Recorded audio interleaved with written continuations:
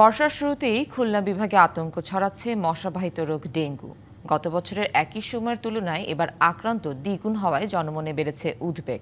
স্বাস্থ্য বিভাগ বলছে, ডেঙ্গুর চিকিৎসায় হাসপাতালগুলোতে পর্যাপ্ত প্রস্তুতি আছে, আর মশক নিধনে প্রয়োজনীয় ব্যবস্থা নেওয়া হয়েছে জানিয়েছে প্রশাসন। খুলনা বিভাগে ২০২৫ সালের জানুয়ারি থেকে জুন পর্যন্ত ডেঙ্গু আক্রান্ত হয়েছিলেন ৩৬৫ জন।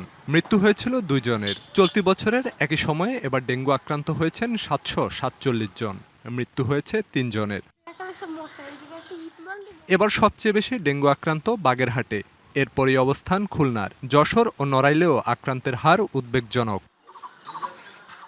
ডেঙ্গুর এমন সংক্রমণে উদ্বেগ ছড়িয়েছে স্থানীয়দের মাঝে। প্রকোপ বাড়ার পেছনে মশক নিধনে পর্যাপ্ত ব্যবস্থা না নেয়াকে দুষছেন তারা। যেভাবে পানি জমে যায় এতে কিন্তু মশার উপদ্রব খুব বেশি হয়, এবং এই মশার যে পরিমাণ উপদ্রব হচ্ছে, কিন্তু নিরাময়ের ক্ষেত্রে কিন্তু ওইভাবে কার্য কোনো আমরা পরিলক্ষিত হচ্ছে না। যে কর্মীগুলো আসে, বিশেষ করে মশা নিধনের যে কর্মীগুলো আসে, এরা সঠিকভাবে স্প্রেগুলো করে না। ডেঙ্গু মশায় মেলা জ্বালাচ্ছে মানুষের, মশার জ্বালা বসা যাচ্ছে না, মশায় বহুত উৎপাত শুরু করে দিয়ে দিয়েছে। তবে সিটি কর্পোরেশনের দাবি, ডেঙ্গু প্রতিরোধে এডিস মশা নিধনে নিয়মিত ওষুধ প্রয়োগ ও পরিচ্ছন্নতা অভিযান চালিয়ে যাচ্ছেন তারা। হাসপাতালে যে রোগী ভর্তি হচ্ছে ডেঙ্গুর, কোন অঞ্চলের রোগী সেইটা আমরা তথ্য নিয়েই আমরা সেই অঞ্চলে পরের দিন সকাল থেকে কাজ শুরু করছি, এবং ডেঙ্গু নিধনে, ডেঙ্গু এডিস মশা নিধনে আমাদের কার্যক্রম সারা খুলনা শহরে চলছে। নগদ নিয়ে এলো হার না মানা হার অফার। সর্বনিম্ন ১০,০০০ টাকা রেমিটেন্স নগদে পাঠালে থাকছে স্বর্ণের হার জেতার সুযোগ। চিকিৎসা বিশেষজ্ঞরা বলছেন, দ্রুত পরীক্ষা ও চিকিৎসা নিলে জটিলতা কমানো সম্ভব। শক হয় এবং এছাড়াও মাল্টি অর্গান ফেইলার হতে পারে ডেঙ্গু ক্ষেত্রে। চিকিৎসকের পরামর্শ অনুযায়ী চললে ডেঙ্গু রোগ প্রতিরোধ এবং চিকিৎসা করা খুবই সহজ এবং একে প্রতিরোধ করা সম্ভব।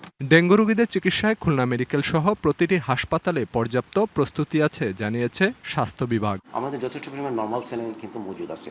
ডেঙ্গির মেইন ট্রিটমেন্ট হিসেবে ইন্ট্রাভেনাস ফ্লুইড, যেটা নর্মাল স্যালাইনে দেওয়া হয়, কখনো ডেক্সট্রোজ নর্মাল স্যালাইনে ডিএনএস যে দেওয়া হয়, সেটাও কিন্তু আমাদের মজুদ আছে। চেষ্টার কোনো ত্রুটি নাই ইনশাল্লাহ। আর আমরা মাননীয় প্রধানমন্ত্রী, আমাদের মাননীয় স্বাস্থ্যমন্ত্রী, ডিজি মহোদয়ের নির্দেশ কর্মে যখনই যে নির্দেশ আসছে, সেটা আমরা ফিল্ড লেভেলে আপ্রাণ চেষ্টা করে বাস্তবায়িত করছি।